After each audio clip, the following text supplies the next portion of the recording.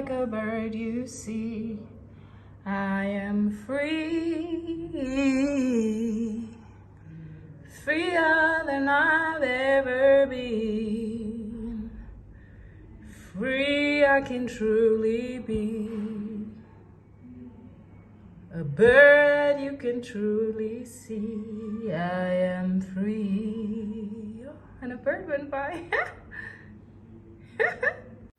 Part of my podcast journey is just honestly storytelling, capturing real life moments and real life events, the lives of real people. And this episode on Mono Dialogues with Mackenzie today analyzes and examines and just honestly explores the concept of socialization, how socialization takes place, what it is, and the videos attached in this audio are just representations of socializations, what informs the social agents that help and assist rather with socialization. So I hope you do enjoy this and you enjoy the characters involved in this.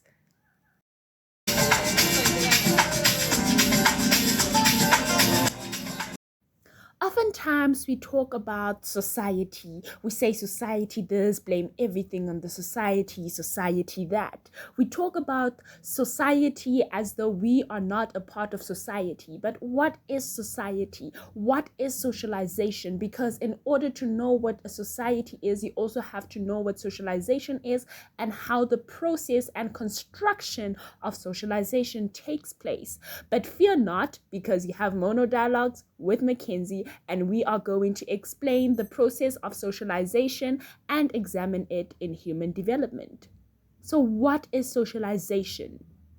Socialization is a lifelong process and it takes place during various stages of our life cycle. This is the process whereby we learn the ways and beliefs of society we live in. So, what is a society? A society is basically can be best described as a community, your environment, people whom you live with who have like the same set of values with. So now to better understand this, there are several agents that can assist in our social learning. These are namely social groups, people and institutions like our families, schools, churches, and the media.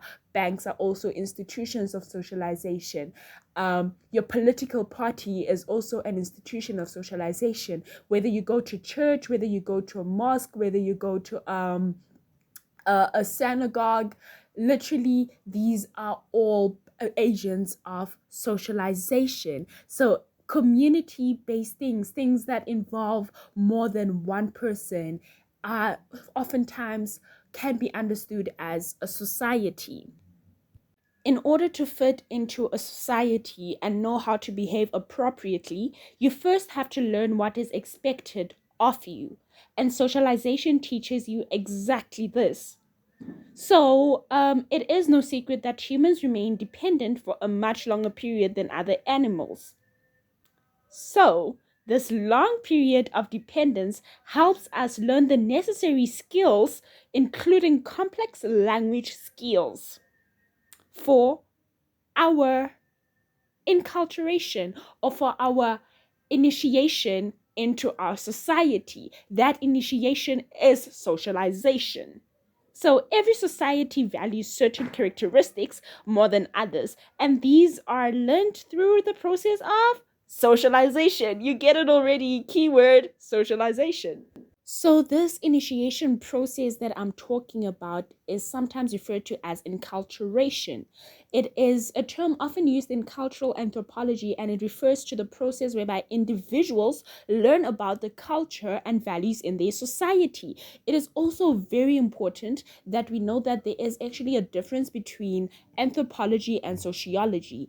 They do have similarities and are related, work hand in hand, but anthropology is more concerned with the biological and the linguistic development of society, whereas sociology is more concerned or interested in the development of human evolution, the functioning of human societies, right? So Finally, then we can bring in the concept of norms, since many people claim that they do not conform to societal norms, of which that is something I can say is possible to a certain degree. But to absolutely absolve yourself of that does not make sense at all.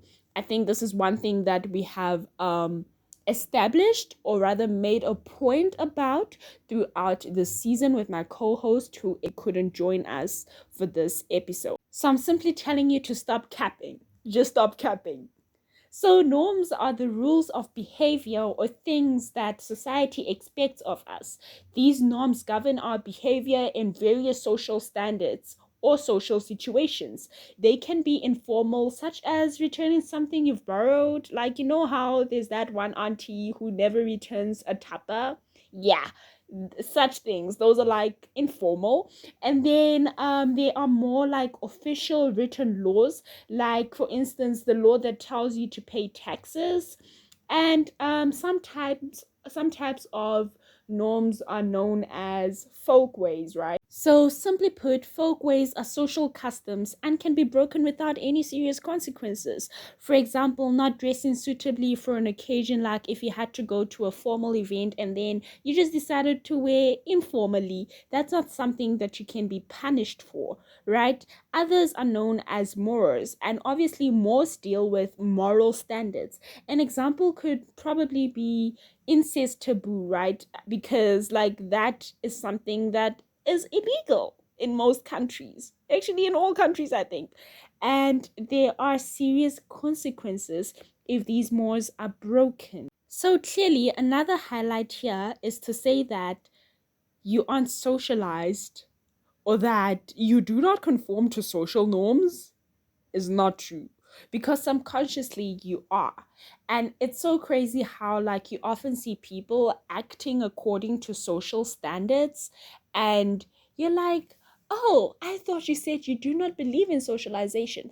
Another crazy thing that like we see ourselves, or how like these socializations, these this conditioning has been instilled in us, especially in Black communities, is how you see that like um so many of us share the same values. So many of us, like I have this one thing with my friends where I'm like, oh, you did that at your house as well? That's so crazy, because it seems like all Black parents are the same. I'm pretty sure that I am not the only one, and that many of us have like noticed this. You even see it in our families, where like you can also use culture as an example of this, because it also is an agent of socialization, and see how like each family, or like in your family, like your family also including your extended relatives and all of that, you have this one custom that you hold dear. You have this way of doing things that in itself is socialization. You have been conditioned in such a manner. That is the life you are accustomed to. So you definitely have been socialized. It's also one way where you like you've been conditioned in such a manner that like you start acting without realizing it. Hence we are saying subconsciously you are socialized. So stop lying to yourself and stop lying to the rest of society. It is, however, important that we note that socialization does not mean the lack of self or individuality. And according to the sociologist George Herbert Mead, who was born in 1863 and died in 1931, which is really not important, but the self is a person's awareness or conception of his or her own identity as distinct and separate from others. So there you go again. You can still be your own person, which is why I said the other day that it is important that we ask ourselves if we are who we are because we are who we are, or if we are who we are because of the values that have been instilled in us. right? I could go on with this, but then I'm just going to leave it there because it's a lengthy question that I often tell people to ask themselves. And as a result of social interaction, yourself changes as your life progresses. Remember how in the early stages, in the beginning of this podcast, we spoke about how socialization takes place at various stages of our life cycle. That is exactly that. Socialization, like the self, changes as your life progresses. This is one thing I think definitely makes sense and would explain why most people find themselves where they are with regards to like femininities and masculinities, right? Because pre-woke culture, gender identity was something we didn't think needed discussing. We assumed it. It was something that was assumed. No one saw it as a need of discussion or a subject worthy of discussion because we all knew what roles we were playing.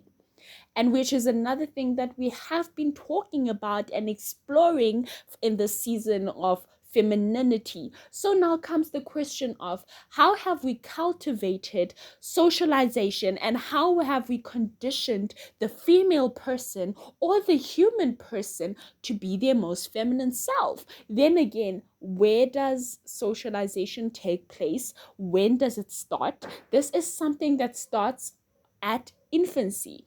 It starts from infancy. You are born just, you are born without knowing anything, and you are conditioned to be male or female. But remember, you are born that way. You are born male or female, but the values instilled in you is what makes up who you become at a later stage in life. Literally, that is socialization.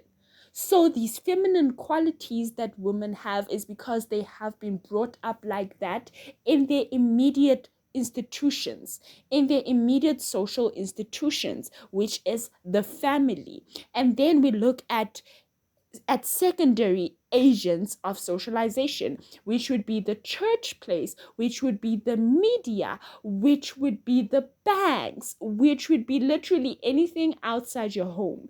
Any institution or environment outside your home now becomes a secondary institution for socialization. So we are constantly being conditioned. And remember how we spoke about being conditioned, or rather like socialization taking place at various stages of our life cycle. This is also another thing, how if I were to leave my house now and interact with another person and hear their views on life, that is also a process of socialization. Weird example, but we can look at flat earthers. They have spoken to people about whether the earth is flat, round, squared, or whatever shape they may think the earth to be. And they have been convinced that that is the case. And that in itself was a process of socialization. So that is how socialization works.